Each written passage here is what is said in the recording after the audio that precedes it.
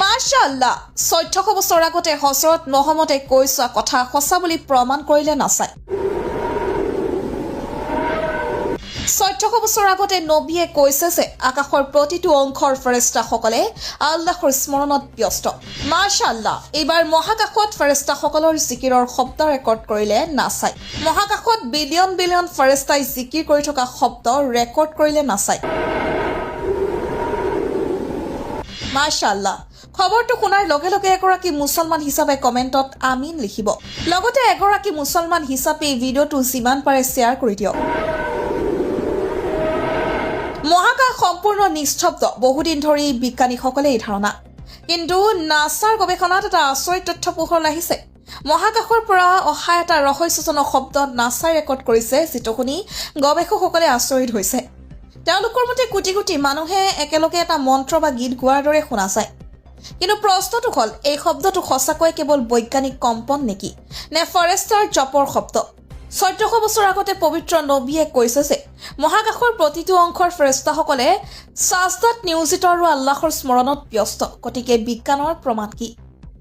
সহিহ মুছলিম হাদিছ আবু দাৰে বৰ্ণনা কৰিছে যে যেতিয়া আল্লাহৰ ৰাছুল মিৰাজৰ পৰা উভতি আহিছিল তেতিয়া সাহাবাসকলে তেওঁক সুধিছিল হে আল্লাহৰ ৰছুল আকাশত কি দেখিলে কি শুনিলে ইয়াৰ উত্তৰত নবী হযৰত মহম্মদে ক'লে মই যি দেখিছো তোমালোকে দেখা নাপাবা মই যি শুনিলো তোমালোকে শুনা নাই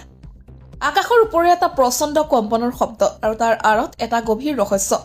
আকাশৰ প্ৰতিটো অংশত ৪ আঙুৰৰ ঠাই এটাও খালী নহয় তাত ফেৰেস্তাসকলে প্ৰণাম কৰি অনবৰতে আল্লাহৰ স্মৰণত নিয়োজিত হৈ থাকে হাদিছত উল্লেখ কৰিছে যে আকাশত এটা ডাঙৰ জোকাৰণিৰ দৰে শব্দ হৈছে আগতে মহাকাশক সম্পূৰ্ণ বায়ুহীন পৰিৱেশ বুলি ভবা হৈছিল য'ত শব্দৰ সৃষ্টি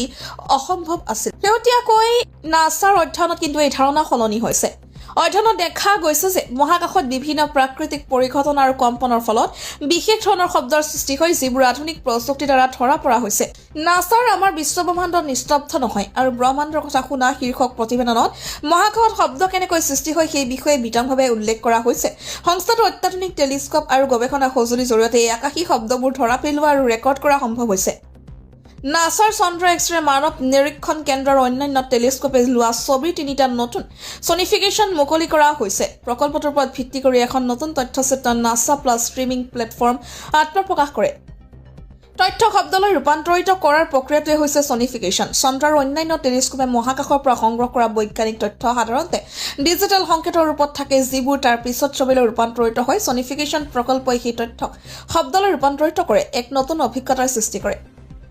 নাছা প্লাছ ষ্ট্ৰীমিং প্লেটফৰ্মত মুকলি কৰে নাছাৰ নতুন তথ্যচিত্ৰ লিচন টু দ্য